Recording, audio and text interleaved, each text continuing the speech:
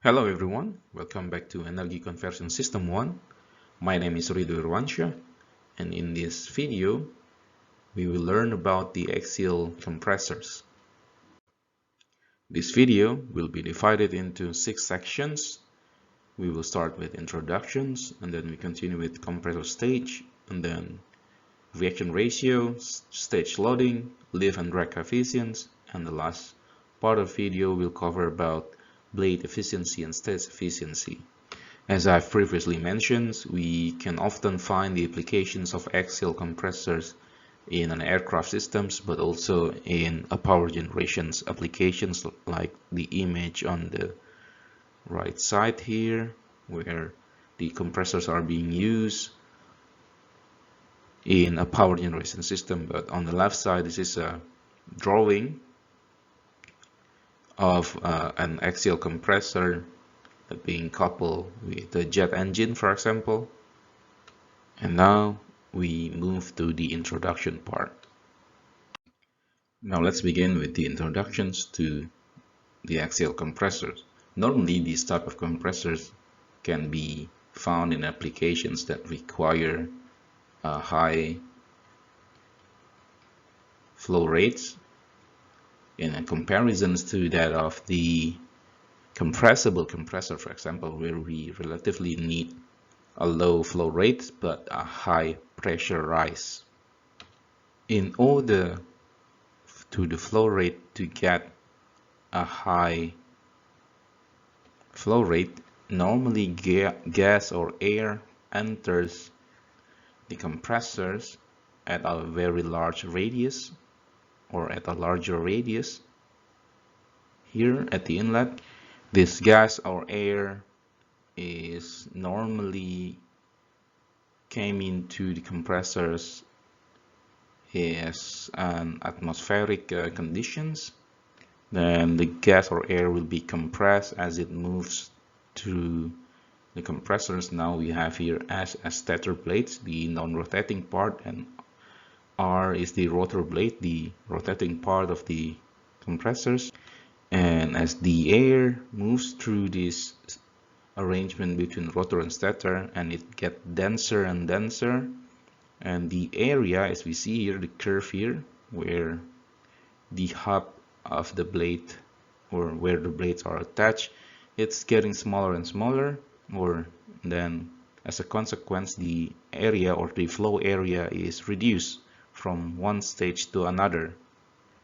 But one thing to keep in mind, as the air flow through these arrangements, the axial velocity will remain constant.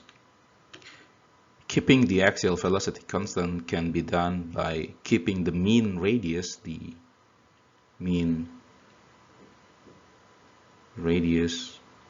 relatively constant. So we keep the average value of the radius constant. This can be done if we see from the outside the casing of the turbine radius will also be reduced. However, the hub radius will be increased. So this will keep the mean radius constant as the case radius is decreased, but the hub radius is increased. So the average value of the radius will be constant or relatively constant throughout the compressor stages. In their common applications, it is often to be seen that the axial compressors is coupled in the same or in the very same shaft to that of axial turbines.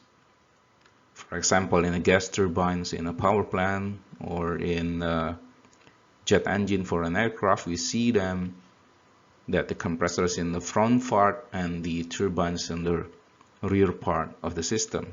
So this is normally we call in aircraft as jet engines, and the high pressure ratio between the inlet and the outlet are obtained by pairing one multi-stage compressors with a turbine, so that the power of the turbine, some part of the power that being generated by the turbine is also being used to rotate the compressors.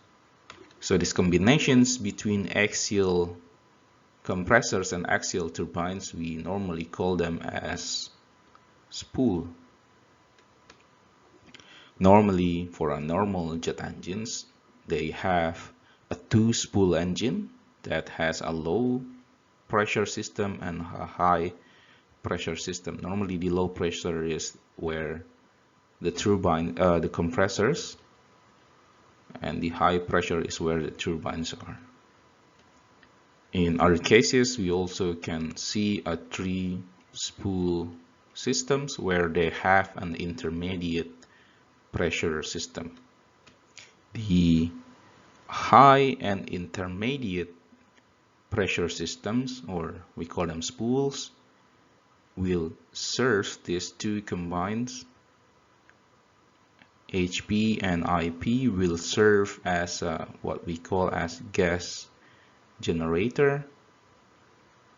The gas generator will provide a flow to the low pressure spool, or where another low pressure turbines are, and this is normally what we found in a turbofan that drives the fan, or it can also be found in a power plant where the high and intermediate pressure spools drives a generator to generate electricity. If we look at the arrangements of common axial compressors, we see the first part that interact with the inflow of gas or air is this part called as inlet guide vanes. This is a fixed part, just like the stator blades, but the main duty of these guide vanes is to guide the air at the correct angle into the first stage of rotor. And then this inlet guide vanes is not or will not be counted as a part of the stage. So when we say a stage of turbine is a combination between a rotor and a stator, but inlet guide vanes is not being counted as the part of the stage, so they are also often optionals in some applications of jet engine, for example, but their role to guide the air and provide a smooth air entry into the first stage is important also. This,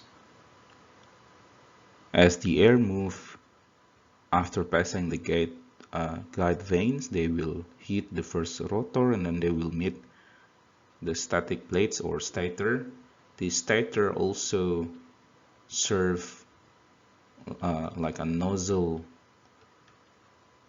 to the systems. Stator will direct the fluid onto the rotor of the succeeding or into the next stage of the compressors. And now let's see the comparison between an axial turbines and an axial compressors. This is our flow directions, where the velocity or air of U is flowing, and then we have here W1 or the relative velocity at the inlet and W2 the relative velocity at the outlet. If we see the arrows here, that in the compressors that they have a higher value, and then we know that they enter at conditions of pressure 1, T1 and velocity 1, and it will live at P2, temperature 2 and velocity 2, and then they will go right to the stator and it becomes P3, T3 and velocity 3 as it lifts the stator. So that's the first stage of a compressors. If we see the components of each pressure, temperature and velocity. And as the alpha or flow angle remain constants, we will also as a result as a constant axial velocity throughout the stages. To see a clearer explanations of the correlations between the air interactions and parts inside the compressors, let's see the figure on the right side here, where we have the arrangements between rotor and stator. So this is at the inlet. We have the airflow of U, and we know it as later on as blade velocity or tip speed of the blade. And then we have the relative velocity, and we have here, normally we write it as C1, or the axial velocity that will remain constant throughout the systems. And it comes with a notations of 1. And then it leaves the rotor at W2, U, and C2. And then it enters at the same value, it enters the first stator. And then it leaves the first stator at V3 that equals to V1, or we know it as C1 and C3, and alpha 3 or flow angle as it leaves the stator will identical to that of alpha 1.